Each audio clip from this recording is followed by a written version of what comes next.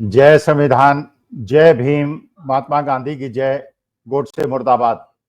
देखिए, अगर हम देशवासियों की बात देश की सत्ता समझती और देश के प्रधानमंत्री महोदय समझते, जो हमने राष्ट्रहित में कहा था, तो आज हमारे देश की इतनी ऐसी स्थिति ना होती जिससे पूरा देश आज सोच रहा है कि आखिर भारतवर्ष के साथ क्या हुआ, जहां कहा जा रहा था कि हमारे भारतवर्ष का पूरे विश्व में, भारतवर्ष का तो नहीं, मोदी जी का डंका बोल रहा है। ये परिस्थिति आई कैसे? देखिए, आपको याद होगा, ये बहुत ज्यादा चर्चा हुई थी जब राफेल का मुद्दा गरमाया हुआ था और ये आरोप लग रहे थे कि राफेल जो हमने खरीदा वो 3 गुने दाम पे खरीदा और दूसरे देशों ने 1/3 दाम पे खरीदा। तब बताया गया था कि साहब उसमें एसेसरीज हैं।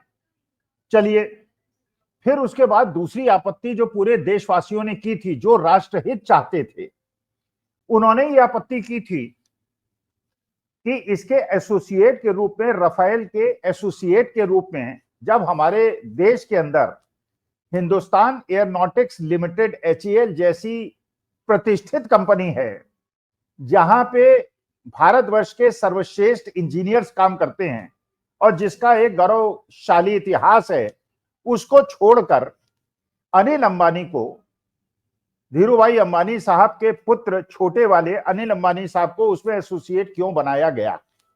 हमारी बात को एक कान से सुना गया, दूसरी कान से निकाला गया, और जबकि हम लोगों का प्रश्न राष्ट्रहित में था और बड़ा वाजिब था।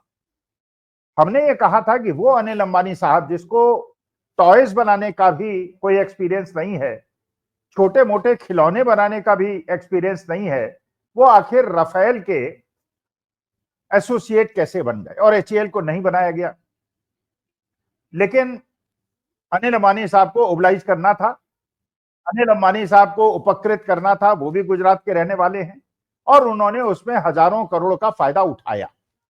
और ये बात कुछ ही साल पहले की है, जब हमारे देश के माननीय प्रधानमंत्री देश के प्रधानमंत्री थे। तो इसका दोष पंडित जवाहरलाल नेहरू को भी नहीं दिया जा सकता और डॉक्टर मनमोहन सिंह को भी नहीं दिया जा सकता। ये पूरा का पूरा दोष और जो भी इसके बेनिफिट्स हैं या इसके जो एरर्स हैं, उसका सारी जिम्मेदारी हमारे देश के प्रधानमंत्री को लेनी पड़ेगी।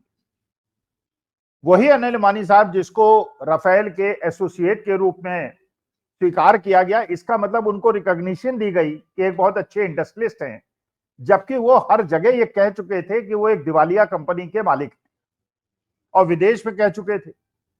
तो दिवालिया कंपनी को कैसे एसोसिएट बना गया था राफेल, ये प्रश्न था। लेकिन चलिए, मोदी जी तो मोदी जी हैं, उन्होंने निर्णय ले लिया, भक्तों ने उनका समर्थन कर दिया।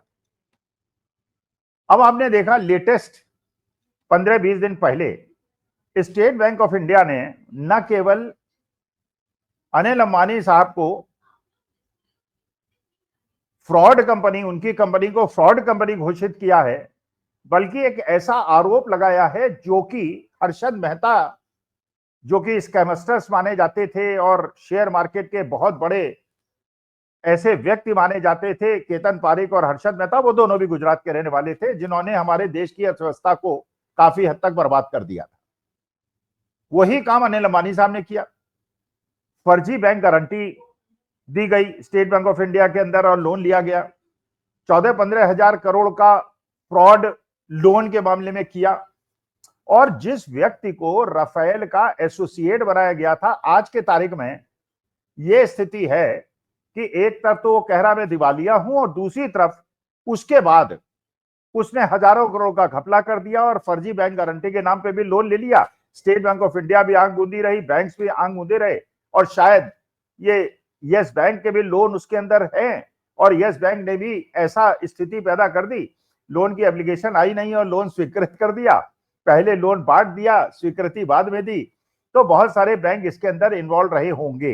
लेकिन क्योंकि माननीय प्रधानमंत्री ने विपक्ष की और हम जैसे लोगों की बात को न सुनते हुए अनिल अंबानी साहब को एसोसिएट बनाया था, तो मानी बात है कि बैंक्स ने भी, चेयरमैन ने भी सोचा होगा कि जब मोदी जी के इतने खासम खास आदमी हैं, तो इनको लोन न देने से हम अपनी शामत क्यों बनाए। उन्होंने भी लोन दे दिया था, कागजों की उन्होंने जांच पड़ताल भी नहीं की और अनिल अंबानी साहब ने हजारों करोड़ का घपला कर दिया। अब भारत सरकार ने रेड कॉर्नर नोटिस उनके खिलाफ निकाल दिया है और उनके देश छोड़ने पे पाबंदी लगा दी है। रेड कॉर्नर नोटिस आपको याद होगा विजय माल्या पे लगाया गया था, लेकिन फिर उसके बाद उसको विड्रॉ कर लिया गया था और वो देश छोड़ के भाग गए थे। तो अनिल अंबानी साहब तो एक कड़ी की शुरुआत है, क्योंकि मानी बात है आज के शासन में पिछले 11 साल से जो भी मोदी जी का स्नेही है, चाहे वो गौतम अडानी साहब हो, चाहे वो मुकेश अंबानी साहब हो, चाहे वो अनिल अंबानी साहब हो, कोई भी बैंक या किसी की भी ये हिम्मत नहीं है उसको लोन मना कर दे भारतवर्ष के अंदर, और जो वो चाहते हैं हो जाता है। और जब उनकी ये व्यवस्था होगी जो अनिल अंबानी साहब की हुई, फिर जवाब देते फिरेंगे चेयरमैन और सीएमडी, और ये जवाब देंगे कि उनके ऊपर करप्शन के केसेस क्यों न लगाया जाए, उनको जेल क्यों ना भेजा जाए। तो ये तो मामला हुआ अनिल अंबानी साहब का। दूसरी ये घटना घटी जो आपने देखा 2 दिन पहले घटी, वो गौतम अडानी साहब जो 2014 में 50-60 हजार करोड़ के मार्केट कैपिटलाइजेशन की कंपनीज के मालिक थे, आज के तारीख में 15-16 लाख करोड़ की मार्केट कैपिटलाइजेशन के कंपनी के मालिक बन गए। और एक समय ऐसा भी आया कि जो करीब 650 नंबर पे विश्व में जिनकी सूची हुआ करती थी, वो दूसरे तीसरे नंबर के विश्व के सबसे बड़े पूंजीपति बन गए। और कारण क्या? कोई मैन्युफैक्चरिंग यूनिट नहीं, कोई नई यूनिट नहीं, केवल सरकारी उपक्रमों को उन्होंने टेक ओवर किया, चाहे वो हवाई अड्डे हों, चाहे वो रेलवे लाइंस हों, चाहे वो बाकी कंपनी है। एक कंपनी को छोड़ के सफोला को, बाकी उनकी कोई मैन्युफैक्चरिंग कंपनी बड़ी नहीं है। और सारे के सारे उपक्रम जो उनको दिए गए उसके माध्यम से वो इतने बड़े आदमी बन गए, चाहे देश की अर्थव्यवस्था बर्बाद हो गई, जिससे टोटल जीडीपी तो बढ़ गई, लेकिन गरीबों की हालत खराब हो गई, अमीरों की हालत बहुत अच्छी हो गई।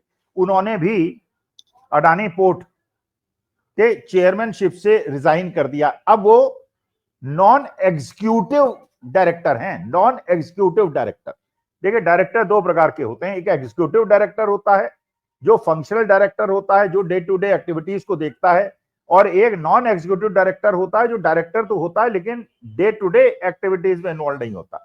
तो पहले गौतम अडानी साहब उसके चेयरमैन थे और अब उसके नॉन एग्जीक्यूटिव डायरेक्टर हो गए। इसका मतलब ये कि अब कंपनी की किसी भी कार्रवाई के अंदर उनको कोई दंड नहीं मिल पाएगा, क्योंकि वो कहेंगे मैं तो डे टू डे एक्टिविटी देखता नहीं हूं, जो देखता है उसको आप पकड़िए। इसका मतलब कोई मामला गंभीर है। और जो अमेरिका के अंदर आप सोचिए, अमेरिका की 2 सबसे सुविख्यात agencies, SEC security and exchange commission, जो बेसिकली हमारे देश के अंदर जैसे सेबी है, और बड़ी सख्त उनके नियम हैं। जरा सा भी इनसाइडर ट्रेडिंग हो जाए तो वो 15-15, 20-20 साल के लिए जेल भेज देते हैं, क्योंकि वहां पे इन्वेस्टर्स के साथ धोखाधड़ी को बहुत बड़ा अपराध माना जाता है। हमारे देश में नहीं माना जाता। हमारे देश में तो सेबी चेयरमैन पे भी आरोप लगते हैं लेकिन कोई जांच नहीं होती। और जो एसईसी ने और एफबीआई ने, जो एफबीआई भी वहां की इन्वेस्टिगेटिव एजेंसी है जैसे हमारी ईडी सीबीआई है, उन दोनों ने पूरी जांच पड़ताल 2-2.5 साल करने के बाद गौतम अडानी साहब और उनके भतीजे पे आरोप पाए और कोर्ट के अंदर सबमिट किए, और कोर्ट ने गौतम अडानी साहब और उनके भतीजे के लिए समन इशू कर दिए, और वो समन भारत सरकार को भेज दिए गए कि गौतम अडानी साहब को सर्व करा दिया जाए। 4 महीने हो गए, उनको सर्व नहीं कराया गया।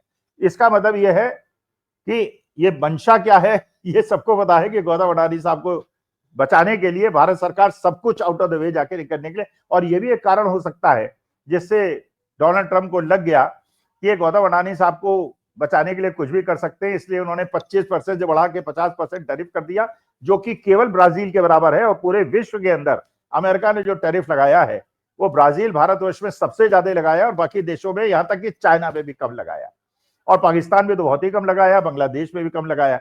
इसका मतलब यह है कि उन्होंने कमजोर नस पकड़ ली है मोदी जी की, और गौतम अडानी साहब की कहीं वो स्थिति ना हो जाए जो अनिल अंबानी साहब की हुई है। इसके अलावा चुनाव आयोग जिस प्रकार से चुनाव आयुक्त के सारे कार्यकलापों का पर्दाफाश हो रहा है, एसआईआर का पर्दाफाश हो रहा है, जहां मरे हुए लोगों का वोटर आईडी में नाम है और जिंदा लोगों को मृत बता दिया गया है, और जिस प्रकार से सारी स्थिति बन रही है, तो जो संवैधानिक संस्थाओं में चुने हुए लोगों को कानून की प्रक्रिया से बाहर जाके जैसे उनको ऊंचे ऊंचे पद में बिठाया और सरकार को केवल बचाने के लिए और मोदी जी को केवल सत्ता से न हटने देने के लिए जिस प्रकार से वो कार्रवाई कर रहे हैं, तो मुझे लग रहा है कि अनिल अंबानी साहब की लाइन में गौतम अडानी साहब भी लगे हुए हैं, बहुत सारे संवैधानिक पद पे बैठे हुए लोग भी लग रहे हैं, और अब वो समय लग रहा है मुझे कि राजनीति बदलने वाली है, क्योंकि आपको पता होगा जब सतपाल मलिक साहब की मौत हुई तो उन्हें तो एक तो राजकीय सम्मान मिलना चाहिए था, 5-5 स्टेट के वो गवर्नर रहे थे। राजकीय सम्मान की बात तो छोड़ दीजिए, भारतीय जनता पार्टी के बड़े नेता में से कोई भी उन्हें श्रद्धांजलि देने प्रस्तुत नहीं हुआ। जहां पे जयंत चौधरी पहुंचे और राहुल गांधी पहुंचे, राहुल गांधी ने पूरे सम्मान से उनको विदाई दी, जयंत चौधरी ने दी, क्योंकि जयंत चौधरी वो व्यक्ति हैं जिन्होंने एक बार स्टेटमेंट दिया था जब वो इंडिया गठबंधन में थे और पूछा गया था कहीं भारतीय जनता पार्टी में तो नहीं चले जाएंगे। उन्होंने कहा था मैं कोई चवन्नी थोड़ी हूं जो पलट जाऊं। लेकिन मुझे ऐसा लगता है उन्हें भी यह महसूस हो गया है, जिस प्रकार से जाट समाज का अपमान हो रहा है, धनखड़ साहब का पहले हुआ, अब उसके बाद सतपाल मलिक का हुआ, तो मेरे ख्याल से चवन्नी फिर पलटने की तैयारी में है। यह सरकार जल्दी ही गिरने वाली है, जो आपने चंद्रबाबू नायडू के व्यवहार से भी देख लिया होगा। और बिहार में जनता दल यूनाइटेड के बड़े बड़े नेताओं को जिस प्रकार से आरजेडी ज्वाइन कराई जा रही है, इसका माने ये नीतीश कुमार ने भी कोशिश कर ली है ज्यादा से ज्यादा सीटें लेके वो एनडीए से लड़े, उन पे जीते या हारे, उसके बाद आरजेडी और इंडिया गठबंधन के साथ सरकार बनाए और जो केंद्र में मोदी जी की सरकार है। लेकिन अगर मोदी जी राष्ट्र हित चाहते हैं, अब वो 30 तारीख को चाइना की यात्रा पे जा रहे हैं, जब टैरिफ लगा दिया अमेरिका ने। और अभी तो हम सुन रहे थे कि अमेरिका हमारा दोस्त है, डोनाल्ड ट्रंप हमारा दोस्त है। अरे डोनाल्ड ट्रंप किसी का दोस्त नहीं है, वो अपने देश का राष्ट्रपति है और अपने देश के हित में काम करता है। और हमारे देश में हड़म्बा ऐसा मांगा गया था, एक ऐसी स्थिति पैदा की गई थी जैसे मोदी जी का डंका पूरे विश्व बोलता है और डोनाल्ड ट्रंप उनका पर्सनल दोस्त है। डोनाल्ड ट्रंप ने अपनी स्थिति बता दी तो आप चीन क्या चले जाएंगे, वो चीन जिसने 1962 में भी हमको धोखा दिया, ऑपरेशन सिंदूर में भी पाकिस्तान का साथ दिया, उनको युद्ध आपूर्ति की, अब 30 तारीख को वहां जा रहे हैं। फिर वो धक्का दे देगा तो आप रूस चले जाएंगे, रूस धक्का दे दे जाए तो आप इंग्लैंड चले जाएंगे, वहां फ्री ट्रेड एग्रीमेंट कर लेंगे। अरे भाई जब इंग्लैंड से आप फ्री ट्रेड एग्रीमेंट कर सकते हैं तो अमेरिका से क्यों नहीं कर सकता? अमेरिका यही तो कह रही है और ये फ्रांस भी कहेगा, ये ऑस्ट्रेलिया भी कहेगा, न्यूजीलैंड भी कहेगा। तो मेरे ख्याल से मुझे लगता है कि अगर मोदी जी राष्ट्र को प्यार करते हैं, देश को प्यार करते हैं, उनकी वजह से पूरे विश्व में हमारी स्थिति खराब हो रही है, तो कृपा करके त्याग पत्र दे दें और देश को कृतार्थ रखें। हम लोग आपको बहुत धन्यवाद देंगे, मोदी जी की प्रशंसा करेंगे और उस दिन जो भी मोदी जी कहेंगे करेंगे, लेकिन पद को छोड़ दें और देश को कृतार्थ करें। नमस्कार, धन्यवाद और प्रणाम।